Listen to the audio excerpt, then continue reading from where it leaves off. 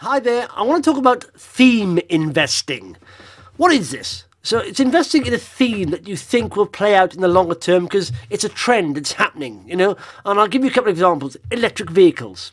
We all know that's the way the world is going. Every government pretty much is banning the sale of diesel or petrol engines in the future. So we know anything aligned or, set up to the sector is going to do quite well. Like commodities, like copper, for example, lithium, cobalt, all that kind of stuff. Also automation, things going that way. So AI is coming into play. So there's a lot of things humans do right now that will be done by robots and computers in the future. So we know that's a strong theme, sort of strong trend. If you align yourself with companies exposed to those areas, you should do quite well.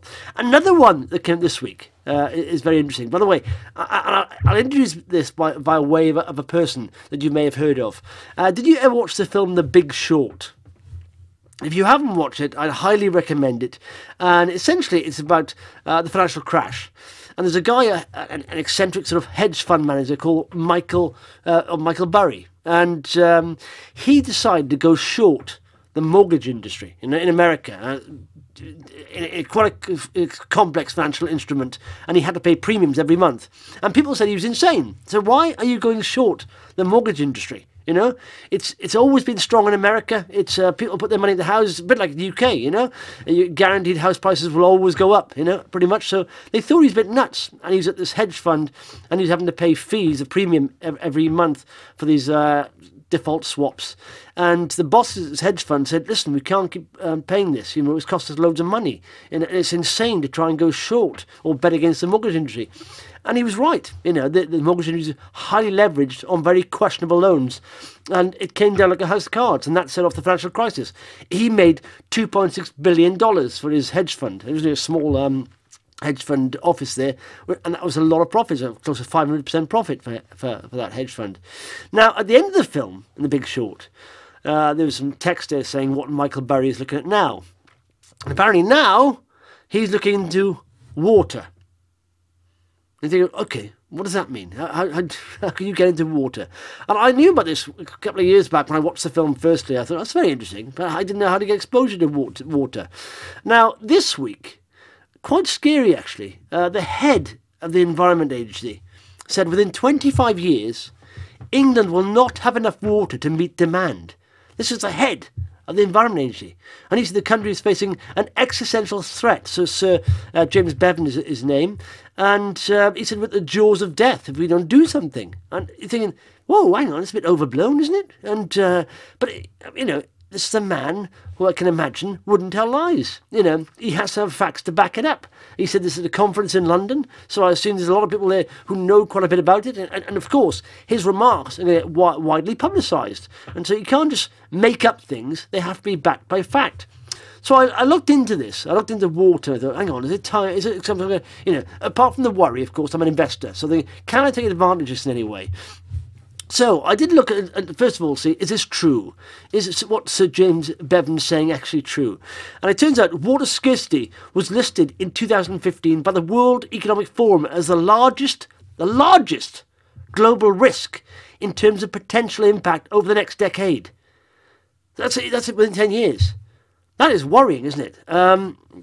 Global water demand is expected to outstrip supply by 40% in 2030. If current trends continue. And just look around. I was looking up things on the internet, on Twitter, and Africa is suffering massive water scarcity. I mean, they nearly ran out of water in South Africa, I think, last year. The Philippines at the moment, they're chasing fire trucks. India's having a massive problem with water. So, it's quite worrying. So here's the problems we face. First of all, accessibility, right? Then there's usage. And there's population growth, there's climate change and infrastructure. All these things are impacting. So, first of all, and do you know what, first of all, I think I'll get on to this in a bit, but first of all, accessibility. So I've had people say to me, what are you talking about? We're on a planet called the Blue Planet. It's covered in water. There's water everywhere. What are you on about? So this is an excellent analogy. If a bucket of water represents all the water on the planet, right? A cup of water represents the amount of potential fresh water. Of that, however, just 1 teaspoon is available for use via lakes, rivers, underwater reservoirs and groundwater. And that's where we get water from. Can't get it from the sea, or you can do, but It's very expensive. I'll go into that in a bit. So, in theory, there's more than enough water to go around to meet the 7 billion population that we have at the moment in the world. But it's in the wrong areas. You can't transport water. That's the trouble. So, whereas certain places are high population densities, like the southeast of England, like in parts of India, there's not enough water there. The infrastructure isn't there, and they can't transport it. Usage. So the problem is we eat too much meat, or we have too much agriculture in the Western world, especially. 70% of all water used is used by agriculture. People in developed countries generally use 10 times more than the daily average amount in developing countries, which is quite worrying. I didn't realise how much water is used in agriculture. So, even with avocados, the middle class sort of fruit, or is a fruit, isn't it? Takes 238 gallons of water to make a pound of avocados. That's 48 jerry cans to make a pound. 1 pound of avocados. It gets worse. Look at the meat. 1 pound of beef requires 1,799 gallons of water. So when a while back they were saying there's a report, World Health Organization, saying we should eat less meat. It wasn't just for health, it's for economic sustainability as well. So we need to cut down on meat because it's just not sustainable from a water point of view. Ground coffee takes 35 gallons to produce. Tea is about 9 gallons. Rice accounts for 40% of all global irrigation, 70% of global groundwater depletion, with an average water footprint of over 1,200 gallons of water per pound of rice. Phenomenal, isn't it? Cotton, one of the worst garments you can wear. They're all culprits. It's grown and produced in India. It takes a water footprint of 12,000 gallons per pound of cotton. In Pakistan it's less, it's about 5,000. In America it's about 4,200 gallons, just for a pound of cotton. Now, why are we running out of water? Essentially, look at population growth here. This chart, right? It's predicted we'll have about 9.8 billion people in 2050. That's a 30% increase in 30 years, an increase of a third. And look at the way population has grown. Literally, it's pretty much static up until the 1500s. Started rising in 1640, 1776, and all of a sudden, in 1950s. It went crazy. It went, we're now going to, we're over 7.4 billion now, I think it's 7.6 billion. And they reckon by 2050 it'll be, 9.8 billion, they reckon. But look at this. People say, is there really climate change? You get Donald Trump. I can't believe Donald Trump was tweeting the other day. In the Midwest of America, it was minus 50. They hadn't seen that for years. One of the coldest times of decades. And he was saying, where's global warming, guys? Global warming? This is it. It's about weather extremes. It's not just about getting warmer. So, you get people like him saying, oh, it's just not happening. Climate change. Well, look at that. Look at that population chart there, okay? Take a quick look at that. Now look at this. This is climate change. Go to the NASA website. I think NASA know more about climate change than Donald Trump. Go to the NASA website. All the evidence is there. So, this is carbon dioxide. Atmospheric carbon dioxide, right, which warms up the planet, essentially. It's pretty much, under this level for years and years, for centuries, 4,000 years ago, 400,000 years ago. And then all of a sudden, comes to 1950, and it pops up, like the population growth we've had. Is this a coincidence? Population's exploded, so has CO2. Let's have a look at the stats on this, right? The planet's average surface temperature has risen by about 0.0 degrees Celsius since the 19th century. Doesn't seem a lot, does it? Doesn't take a lot. If it raises by another 2 or 3, that's it. We're gone. Most of the warming has occurred in the last 35 years, with 5 of the warmest years on record taking place since 2010. 2016 was the warmest year recorded.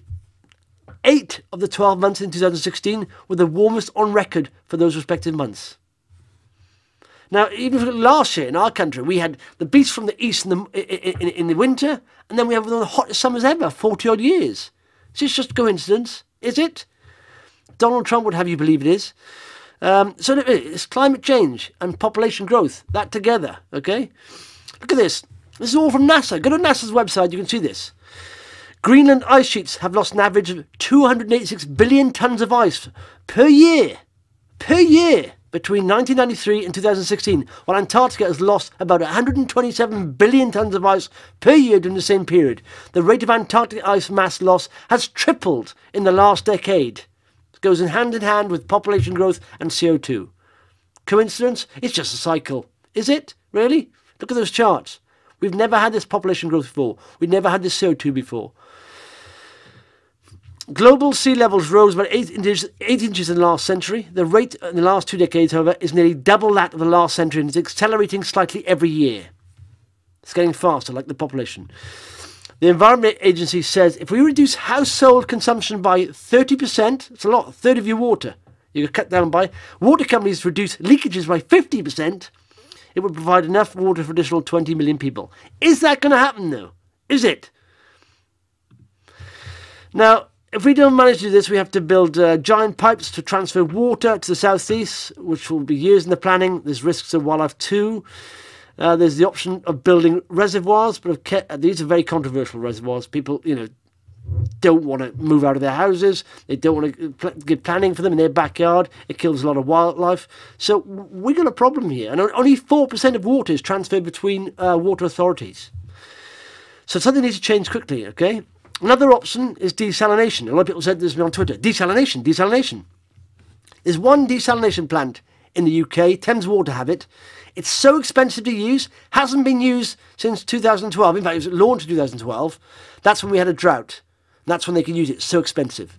They get it going 3 months a year just to make sure it's all working and shut it back down.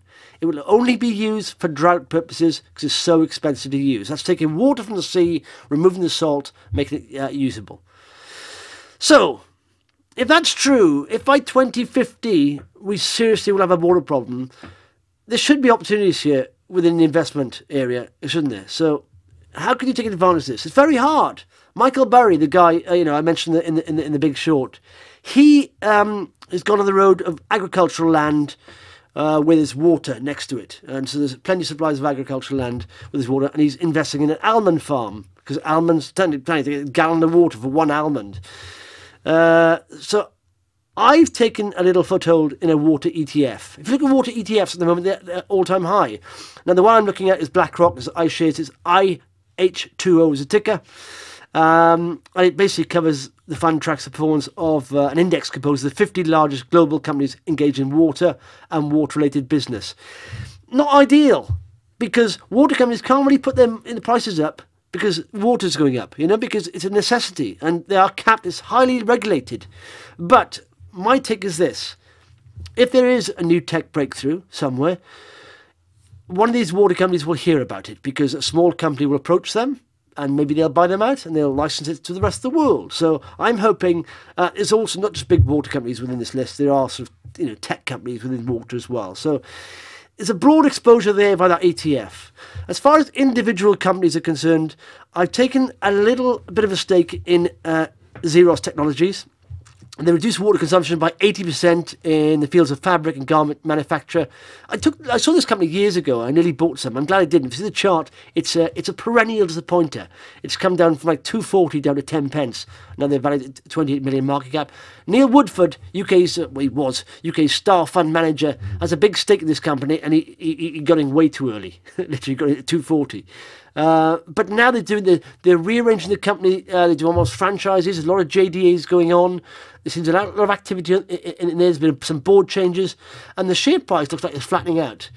It's been a perennial disappointer, so it may carry on. I've just put a little toehold in that, And the other company I'm looking at is Water Intelligence. Ticker there is WATR. By the way, Xeros is XSG. And they look at leaks, and they detected leaks, finding and remediating leaks. And they got decent revenue. They're making a small profit. They are growing quite well. Market cap of 41 million. I don't know how many shares in these, but I'm looking into them. They've just had a bit of a sell-off in the chart. They've risen highly in 2018. The share price did really well, but it's come back and it's faltered a bit now. And so it's settling down. So I'll keep an eye on that.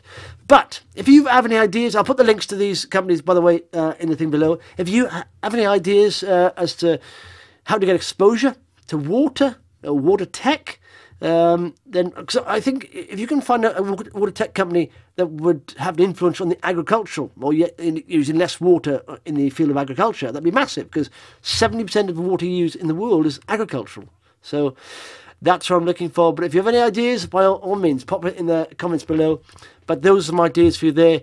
Don't forget, it's not investment advice, just ideas. But I think it's a long-term trend, water. It's a problem. It's not being addressed very well, very quickly, and I think it's going to get a bit worrying. I think, as an investor, you could take advantage of this. And in fact, investing in tech companies that are looking at this problem. That's it. Hope you enjoyed it. By all means, please share if you could. If you enjoyed this, please share it with somebody else. Like it. Any comments below, any questions, and also, by all means, subscribe. Press the subscribe button here, and you'll get my next video straight to your inbox. Thanks very much.